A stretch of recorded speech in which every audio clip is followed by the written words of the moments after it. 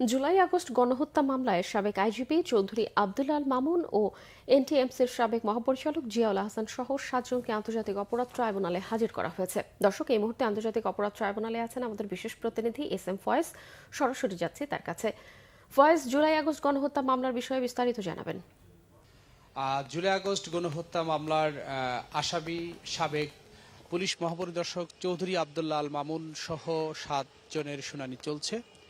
এরই মধ্যে চৌধুরী আব্দুল্লাহ আল মামুন, আব্দুল্লাহ আল কাফি এবং শাহিদুল ইসলামকে একদিনের জন্য জিজ্ঞাসাবাদের অনুমতি দিয়েছে আন্তর্জাতিক অপরাধ ট্রাইব্যুনাল। সেই অনুমতি ক্রমে তাদেরকে জিজ্ঞাসাবাদ করবেন।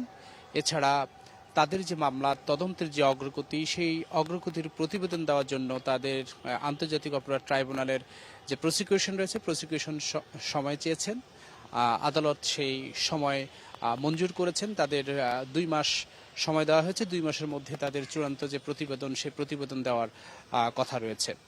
এর আগে সকাল 10:15টার দিকে চৌধুরী আব্দুল্লাহ আল মামুন এবং সাবেক সেনা কর্মকর্তা জিয়াউল আহসানকে আন্তর্জাতিক অপরাধ ট্রাইব্যুনালে হাজির করা হয় একেবারে কঠোর নিরাপত্তায়। তারপর সকাল 10:58 আন্তর্জাতিক অপরাধ ট্রাইব্যুনালে হাজির করা হয় সাভারের সাবেক পুলিশ কর্মকর্তা আব্দুল্লাহ আল কাফি, জসিমউদ্দিন মোল্লা, শাহিদুল ইসলাম, গুলশান থানার সহ যে 5 জন রয়েছে তাদেরকে পরে প্রিজন ভ্যানে করে নিয়ে আসা হয়েছে।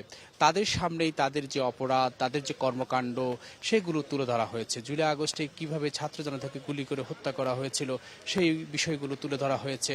এছাড়া পতিত আওয়ামী লীগ সরকারের আমলে যে গুম, খুন, অপহরণ হয়েছে, সেই বিষয়গুলো তুলে ধরা হয়েছে।